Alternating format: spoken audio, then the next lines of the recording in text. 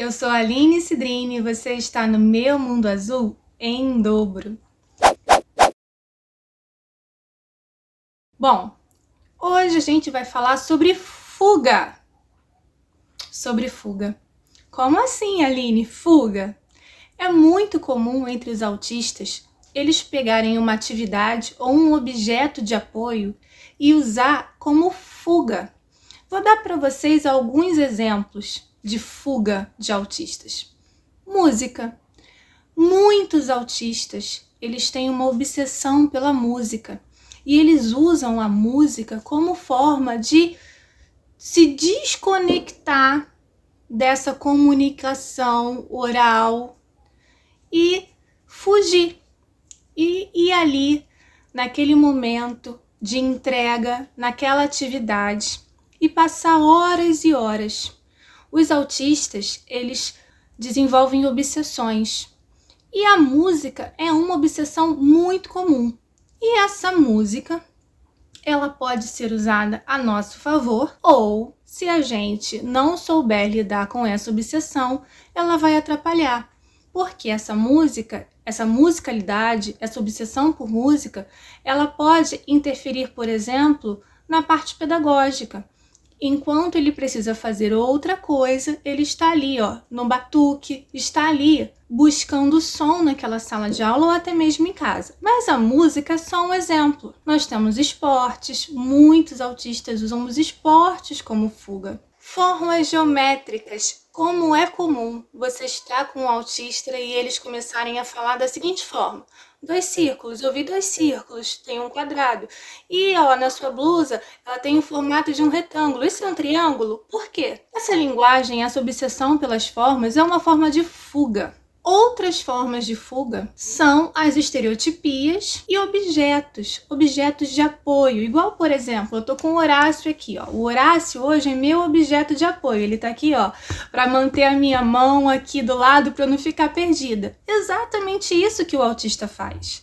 Mas ele não sabe a hora de largar aquele objeto de apoio. Então ele carrega aquele objeto de apoio para a escola, para o médico, para a rua. E é um objeto de apoio específico. Os dos meus filhos, por exemplo, eram o Thomas e seus amigos.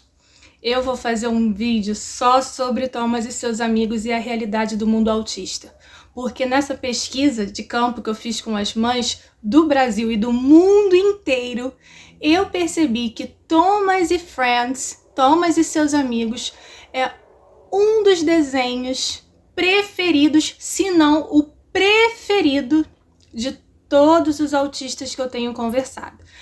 E porque tem as rodas, porque eles andam, você consegue brincar com eles de forma reta, um atrás do outro. Mas isso, é um outro vídeo. Thomas and Friends vai ficar, só para ele. Vamos voltar aqui com um objeto de apoio. Como um brinquedo que pode ser desde uma pelúcia, e não necessariamente precisa ser um brinquedo, pode ser um objeto qualquer.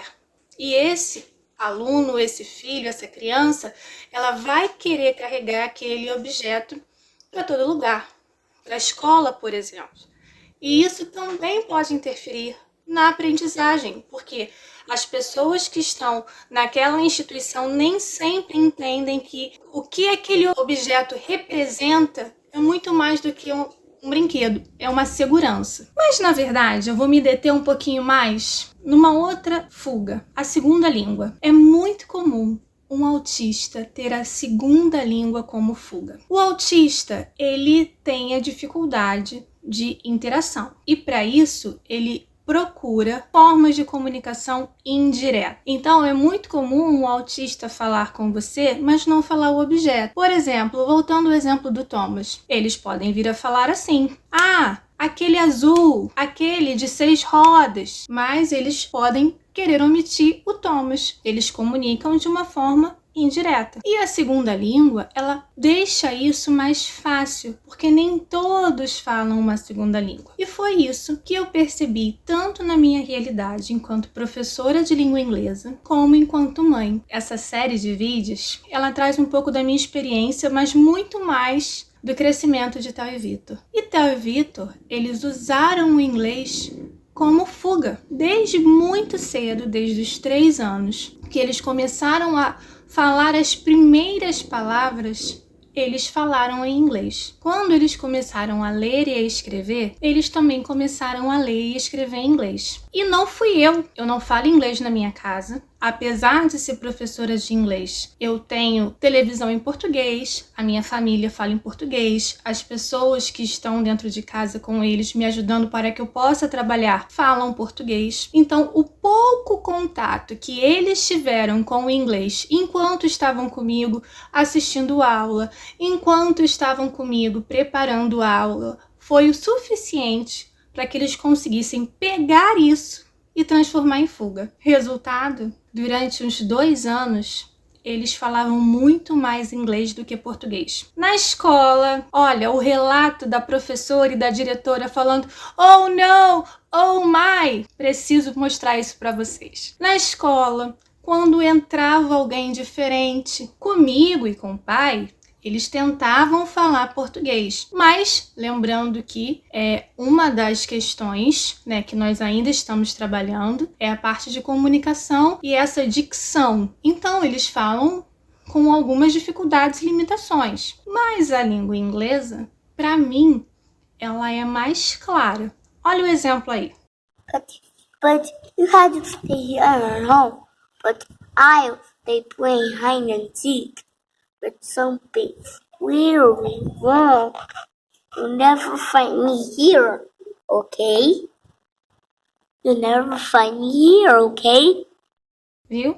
Eu acho muito mais claro entendê-los em inglês do que em português. E aí eu fui pesquisar sobre isso e descobri que há várias pesquisas no mundo inteiro trazendo esse ponto para discussão. Eu vou deixar linkado aqui embaixo nesse vídeo alguns artigos, né, sobre o autismo e a aquisição da segunda língua. A fuga, ela não necessariamente ela é uma coisa ruim.